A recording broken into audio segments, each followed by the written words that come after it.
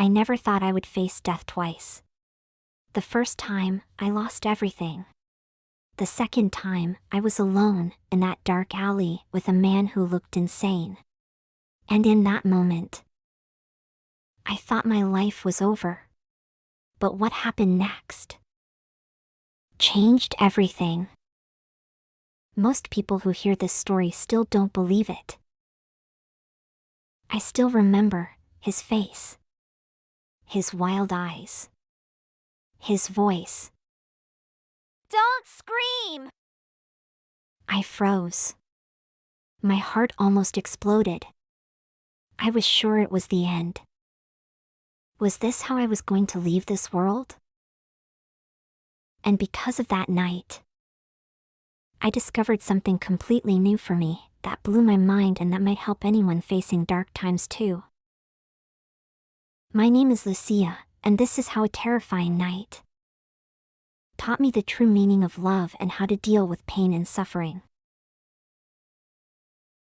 Every morning at 5:30 a.m., I kissed him. My son. My greatest joy. Then, my husband.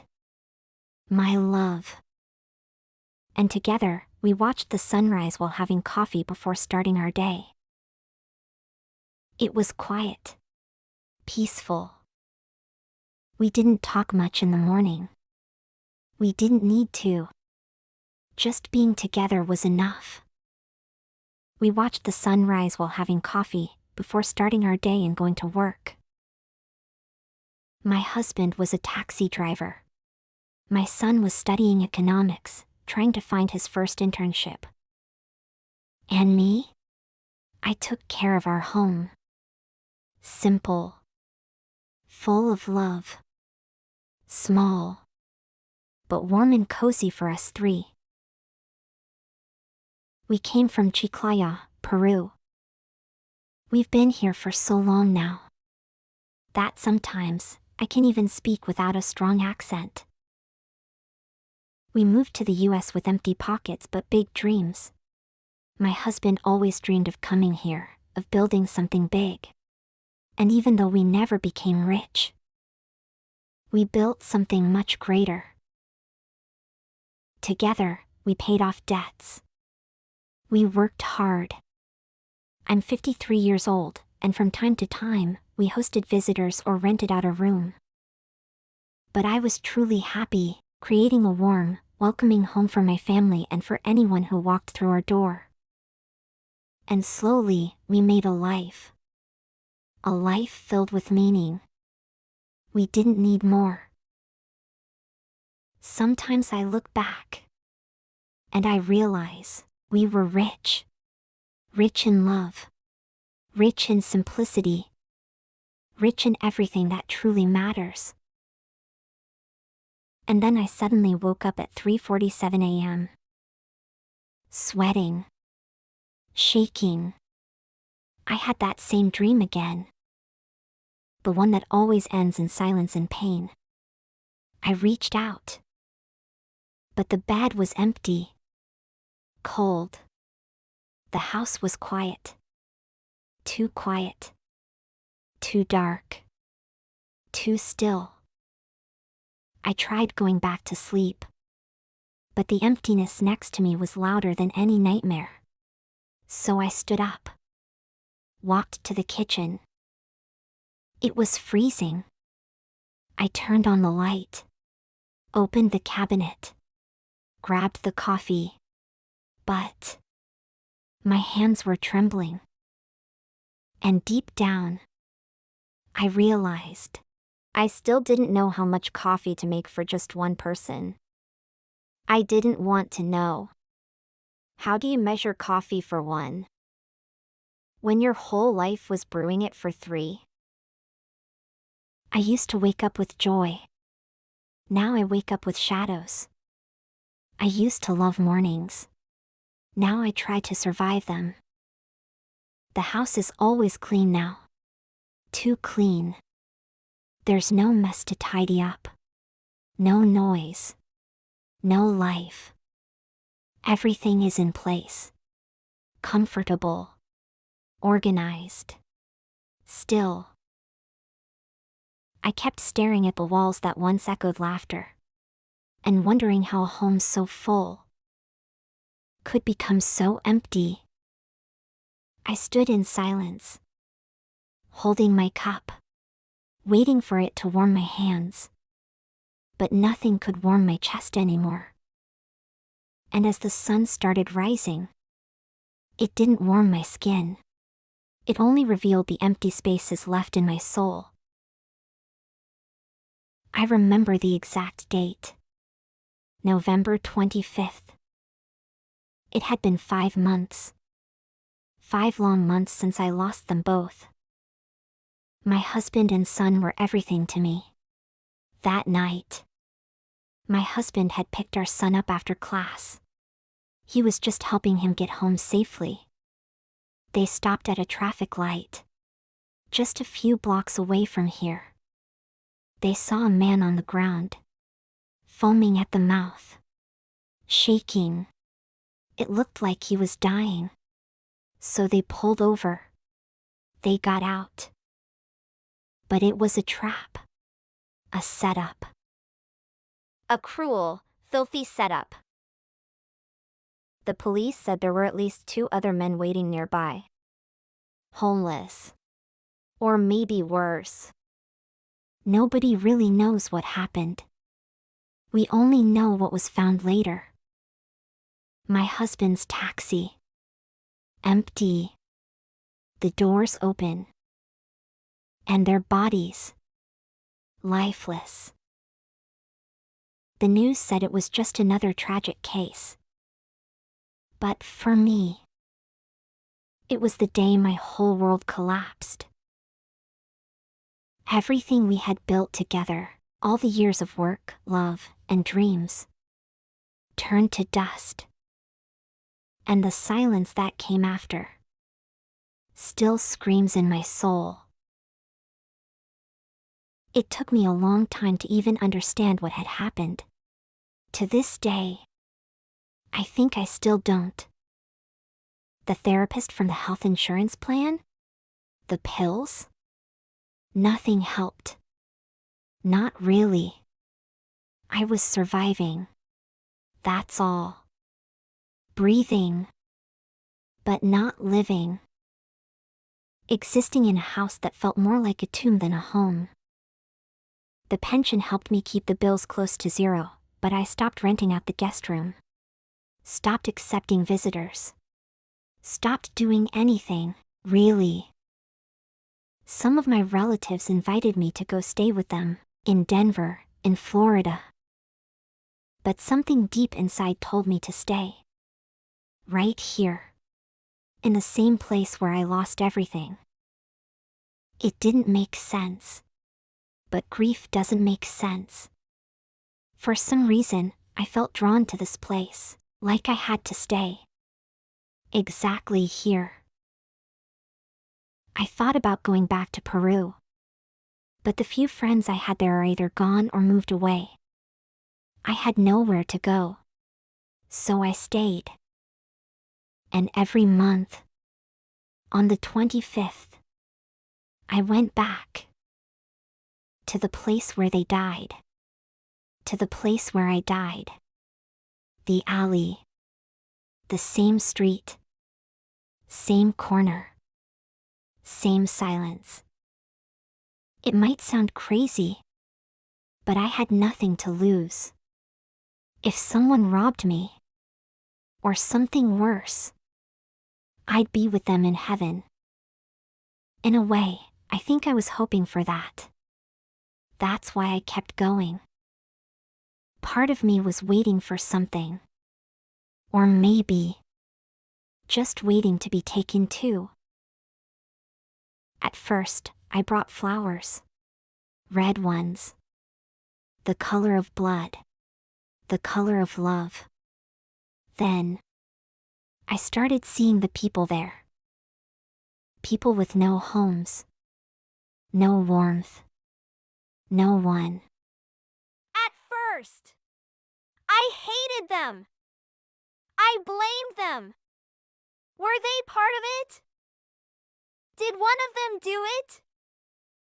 But after the police investigations, it became clear. The ones still there weren't criminals, just forgotten souls. So I started bringing food. I now had leftovers anyway. Then clothes, blankets. Feeding them, somehow, felt like feeding my broken soul. It didn't make the pain go away, but it gave it somewhere to go. And then came that night. The night that changed my life forever. That month was harder than the others. I had barely slept. I cried all afternoon. The police had stopped by the house again. No new answers. No new names. No one had been arrested. It felt like the world had forgotten them. I fell asleep on the couch, tears still wet on my face. When I woke up, I panicked. It was the 25th. I had almost forgotten. I rushed out. No flowers. No food. Just me. And my grief. The night was cold. Colder than usual. The air felt different. Heavy. Almost angry. I walked down the street. Each step louder than the last. My chest was tight. Eyes burning. The alley looked darker than ever. And then I heard it. Footsteps. Behind me. Fast. Getting closer. I froze. My legs didn't move. My heart jumped. I turned. A tall, skinny man. Dirty clothes. Shaking hands. He looked wild. His eyes. Completely yellow. Red veins. Wide open. Full of something I can't even describe. Madness. Pain. Or maybe both. He raised his arm. Grabbed my shoulder. I was about to fade away and then he whispered, "Don't scream." My whole body shut down. I thought it was the end. Right there. That I would pass. In the same place they did. But then he took a step back. "Please," he said. "Help me. I just want to see again." Someone threw pepper spray into my eyes. He pointed at his face. "To prove it. Look." I'll back away. He stepped further back. "My name is Miguel," he said. "I see you just like a blurry shadow." He wasn't attacking me. He was in pain. Really in pain. I ran. I didn't look back. I ran as fast as I could. Didn't stop until I was back home. But even then, I couldn't rest. There was a dragon in my chest. Burning. Twisting. Screaming inside me. I couldn't stop thinking about him. His face. His voice. His pain. Something inside me was whispering. Go back. Help him. That night, I couldn't sleep. I tossed. I turned. My stomach was in knots. The image of his face. His voice. It haunted me. So the next morning, I went back. I brought him food. And drops. He was there. Sitting in the same spot. Shivering. still in pain. I walked up slowly. No words. Just handed him the bag. He looked at me. Confused. Hesitant. Then he took the drops and blinked. His face changed. Like a curtain lifting. He blinked again. And again. And suddenly, he could see. He looked at me. And smiled. A real smile. Soft. Innocent. Full of relief.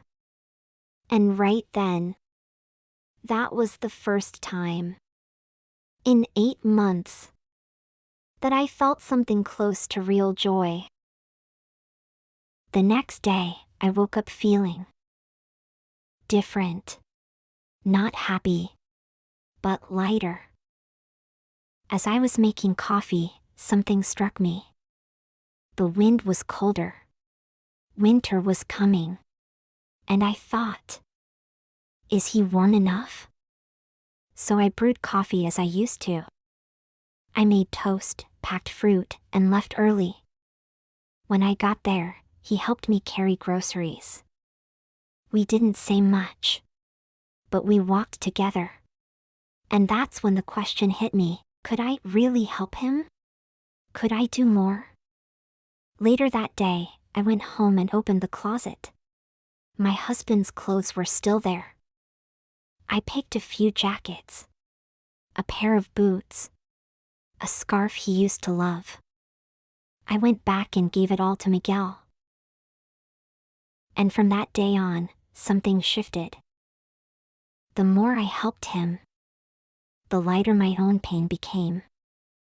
That alley, the one that almost swallowed me, became the place where I found my exit by helping someone else escape too. Weeks went by. I found out Miguel could drive. So we helped him get his documents in order. And eventually, he became a rideshare driver. At first, it felt strange. But it made sense. He was kind, careful, grateful. And I decided to rent out the guest room again. To him. I needed the money to buy more food. For others on the streets. He had suffered in those same streets that I did. And now, we had a mission. Together. With help from the church and a few volunteers, we started a small community project. It wasn't much, but it was real. That's when I met you, Isabel. A real therapist. You helped me understand what was happening inside me. I finally understood. I wasn't just surviving anymore. I was living. Truly living. And for the first time after all the pain, I felt free. And slowly, I began to see my mission more clearly. I realized I could still do something good in this world. To help those with no home. To help others escape the dark holes life can throw them into. The same kind of hole I was sinking into before I got trapped in that alley with Miguel. Just when I thought my life was over, I found my mission. My vocation. The only thing that truly matters in life. Love. True, unconditional, sacrificial love. Turning my pain into love. My loneliness. Into family. My darkness. Into generous service to others. That's how joy returned. Real joy. We're not here to climb some social ladder. We're here to love. Even when everything's taken from us, we can still love God. And pour that love into others. If I couldn't have my blood family anymore, then I would have a spiritual one. That night in that alley didn't destroy me. It gave me a new life. My relatives from other states were shocked when they found out what I was doing. But when they came and saw it with their own eyes, they understood. They saw it was an act of love. And they started helping too. It reminded them of the poverty we left behind. And how precious it is to be helped by someone who could have walked away, but chose not to. Because sometimes, to find the exit, you have to help someone else escape first.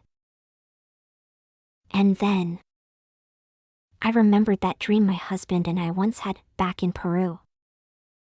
To become rich. We never achieved material success, but I always felt like the most prosperous woman in the world.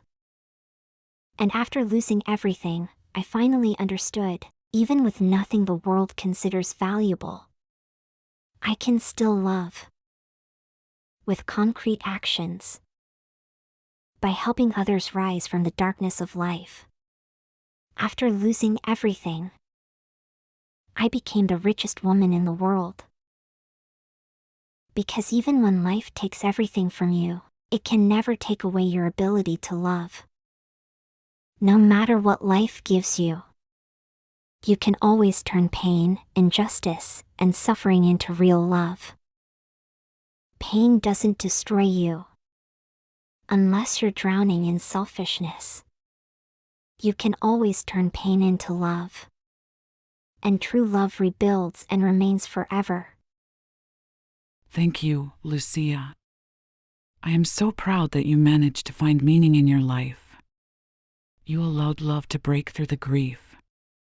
And because of that, you're free now.